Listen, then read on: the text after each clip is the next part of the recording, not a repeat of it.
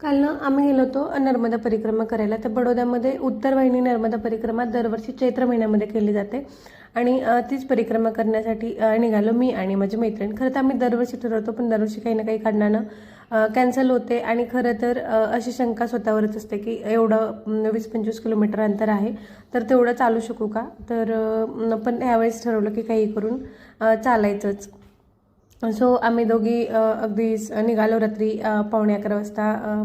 खरं सांगू का, तर आम्ही ही भीतभीतच सुरू केलं, कारण आम्ही असं ऐकलं होतं की रजिस्ट्रेशन करावं लागतं आणि आमचं रजिस्ट्रेशन काही त्या दिवशीचं होत नव्हतं. आमचं रजिस्ट्रेशन 29चं होत होतं. सो असं वाटायचं की पोलिसांनी आपल्याला पकडलं आणि आतमध्ये सोडलंच नाही, अशी भीती मनात घेऊन आम्ही निघालो खरे. पण काहीच अडचण आली नाही आम्हाला.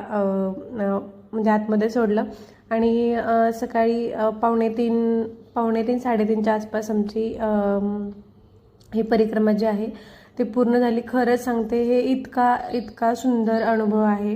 इतकं छान वातावरण होतं तिथलं. तर रस्त्यामध्ये जागोजागी नाश्ता होता, चहा होता आणि चालायला खूप कंटाळा आला. आता माझ्या आवाजावरून पण तुम्हाला समजतच असेल की किती थकवा आलेला आहे. थकवा आला, पाय सुजले, पण खूप छान होती.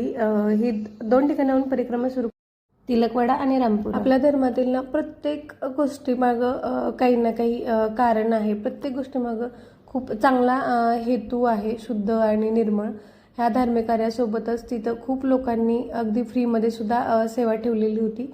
आमचं संपूर्ण झाल्यानंतर तो पूल ओलांडला नंतर आम्ही मग एक चहा आणि मुरमुरे घेतले. तिथली सेवा होती, निशुल्क सेवा होती. सो खूप कंटाळा आला होता आणि कंटाळल्यानंतर हा असा आम्ही नाश्ता केला आणि वरतून हे इतकं सुंदर दिसत होतं.